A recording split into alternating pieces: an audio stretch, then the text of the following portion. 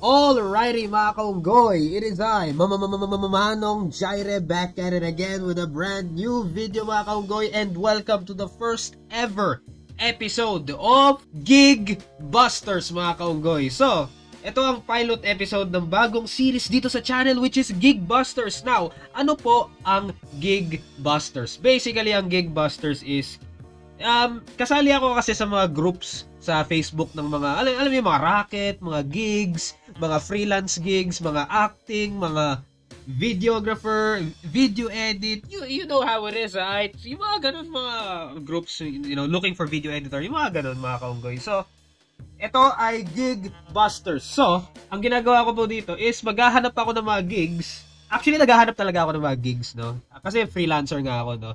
By the way, kung kailangan nyo ng video editor or videographer or photographer or kailangan nyo ng artista para sa mga pelikula ninyo or extra para sa pelikula ninyo, don't forget to contact me. Kontakin nyo lang ako, email nyo ako kung kailangan nyo ng mga freelancers, no? Multimedia o acting, no? Kung kailangan nyo ng actor or multimedia person, nandito lang ako mga kaunggoy, no? Or kung meron kayong brand na gusto nyo i-promote, nandito lang ako, no? Kontakin nyo lang ako, no? Without out of the way, ayun, self-promotion lang yan. Ngayon, Gig Busters. So, meron kasing mga gigs na sobrang pangit. Okay? Yung talagang putang yan. Anong klaseng mga gig yan? Tapos yung fucking talent fee nila. Anong basura, putang yan. So, every now and then, may mga nakikita tayong mga barat, mga pangit, no? Yung mga out of this world, yung pang ibang planeta, yung hinihingi nila mga kaunggoy. So, this is Gig Busters. And ginawa ko tong series na to para for awareness and para sa, alam niyo yan, pag freelancer kayo, freelance video editor, freelance photographer, videographer, freelance person, mapa-actor man o kung ano, or kung ano man, kung freelancer kayo, then pang awareness to sa inyo, and kung work giver kayo, or kayo yung parang nagpapatrabaho, kayo yung nagbabayad ng mga actor or freelance personnel, no? Kung kayo ay naghahanap ng freelance, then ito ay para sa inyo din ito, no? Yung mga clients, kayong mga clients diyan, para sa inyo din ito for awareness, no? Para sa inyo, para sa lahat to, actually both sides. Mapa-client or freelancer, no? Para sa atin lahat to, no? Pang awareness and para may matutunan kayo, no? Yung mga hindi dapat or yung mga unspoken rules, mga kaunggoy. Alam niyo na yun. Now, there's this one individual na nakita ko dito. Now, from the name of this Facebook group, Affordable Videographer Group, Budget Meal. So, alam naman natin, no, pag sinabing affordable, hindi naman ganun kamahal. Hindi naman nakalagay dito na barat photographer, videographer group, barat meal. Nakalagay affordable. Okay? Affordable. Hindi naman sinabi na barat or hindi naman nakalagay dito, putang inan yung mga freelancer kayo, kailangan namin ng mura or alam niyo basta yung presyo is good for both sides. Hindi ganun kamahal at hindi ganun kababa, no? Affordable. So meron tayo dito, there's this one individual, and grabe, putang ina, 71 shares, 329 comments, ibig sabihin marami nag-inquire dito, holy shit. 702 reacts, ang daming haha at sad reacts, holy shit. Ngayon, ano ba ang pinost nila dito? Looking for photographer can shoot both raw and video and photo. No? Both raw video and photo. No editing needed. Okay, medyo naintindihan naman, no? Kasi hindi naman kailangan ng editing, hindi naman po siya SDE. Kung hindi nyo alam ang SDE, well, ang SDE kasi is same day edit.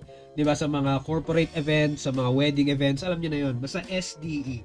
Sa mga may experience dyan sa mga freelance shit, alam nyo na yan, SDE mga kaunggoy, no? So, no editing needed. So, hindi nyo kailangan i-edit yung mga videos. Ang kailangan lang nila is raw video and photo files. Okay? So, ano ba ang budget nito mga kaunggoy? Bakit ang dami naghaha and sad react? Well, you just have to take my word for it kasi actually, inedit na ng tao na to. Actually, nung nakita ko to nakalagay dito, budget 3,000, no? So, hindi ko alam kung bakit nawala yung 3,000 sa post na yan, no? Ngayon, maintindihan ko, actually medyo maintindihan ko pa kung yung presyo is, let's say, 3,000, photo and video, wala naman edit, tapos sagot na nila yung shuttle, sagot na nila ang transpo. Maiintindihan ko yun, okay? Maiintindihan ko yun, no? Sagot ang transportation, okay? Kaso wala naman dito nakalagay na parang, oh, sagot namin transportation yung mga kaunggoy, no? So, at least no editing needed. Pero, what the fuck? 3,000, tapos kailangan mo maging photographer and at the same time, raw video and photo? Like, what the fuck do you think we are? Ano ang isip nyo sa amin? Ano ang iniisip nyo tungkol sa amin? Sa tingin nyo ba forearms kami? Sa tingin nyo ba katulad kami ni General Grievous? Kilala nyo si General Grievous sa Star Wars, yung may 4 na kamay? O katulad ba kami ni Lord Garmadon na may 4 kami na arms or may 4 kami na kamay para gawin yan lahat? Sa tingin mo kaya namin yon, mga kaugoy? What the fuck? Sa tingin mo ba may 4 arms kami? Sa tingin mo, ano kami, alien? Here's the thing, mga kaugoy. Okay, let's say medyo mataas ang bayad nila, pero medyo imposible pa rin yun, mga kaugoy, kasi we only have 2 arms, we only have 2 hands, no? So, hiwalay ang photographer sa videographer. Hindi pwede all-in-one yun. Ngayon, siguro meron mga iba na all-in-one, no? Doon kayo magtanong, no? Pero hindi naman sa lahat ng bagay pwede kami na as all-in-one na iisa lang kaming photographer, isang tao lang photographer and videographer sabay-sabay. Hindi po pwede yun. Napaka-imposible nun, putang ina naman kasi, no? Napaka-imposible nun, sa totoo lang. Tanungin nyo yung lahat ng mga professional videographer and photographer dyan. Tanungin nyo sila. Like, tanungin nyo sila, mga kaunggoy, okay? Na may mga skills sila. Kahit yung mga very skillful, ha? Ito, para sa lahat ng mga nagpapagawa dyan, para sa lahat to ng mga employer, okay? Tigilan na natin yung mindset na all-in-one employee, no? Yung meron job offer, tapos merong job title. Tapos ang ginagawa nyo, parang binibigyan nyo sila ng extra na trabaho na wala naman sa parang job description, no? Halimbawa, may job description, gano'n, blah, blah, blah. Tapos kailangan gawin to lahat, ganyan-ganyan, no? Halimbawa, naghahanap kayo cashier. No, okay, cashier. Tapos gagawin yung parang kargador. Tapos gagawin yung taga-stock, no? Taga-stock ng mga paninda nyo. Taga-babysit ng anak nyo, no? Gano, all-in-one, di ba? Daming mga ganon, putang ina, no? Daming ganyan, no? Nakakainis kayo lahat. Nakakainis yung mga ganong klaseng employer. Okay, nakakainis kayo sa totoo lang. Wala sa job description kung ano-ano ang pinapagawa nyo sa mga trabahador nyo. What the fuck, no? Ganto, ito, let this be a lesson. Kung photographer lang. Kung videographer, hindi nyo pwedeng ipagsabay yan. Okay, makinig kayo. Ngayon, meron siguro yung mga very select few na kayang ipagsabay yan, and I salute ako sa inyong lahat, no? Pero hindi sa lahat ng bagay kaya ipagsabay, no? Lalo na kung mababa yung presyo na inaano nyo. Okay, tinan natin yung mga comments dahil actually, tinry ko i-check tong post na to kaso wala na. Tinry ko i-click yung link na to and nakalagay unsupported post is no longer available. Kaya parang what the fuck? Sayang. Bakit siguro ito? Kung sino man ang nag-post nito, mapapatanong ka bakit kaya niya dinilit? So, tignan natin mga comments. Ito, tawa ng tawa dito. Luckily, I was able to save a few comments dito, mga kaunggoy. Sayang, hindi ko nakuha lahat. Okay, ito yung mga comments. Hindi kaya Carmine kanyan. Like, I don't know. Like, what the fuck? Photo and video po, isa tao gagawa, sir? So, parang napapatanong siya.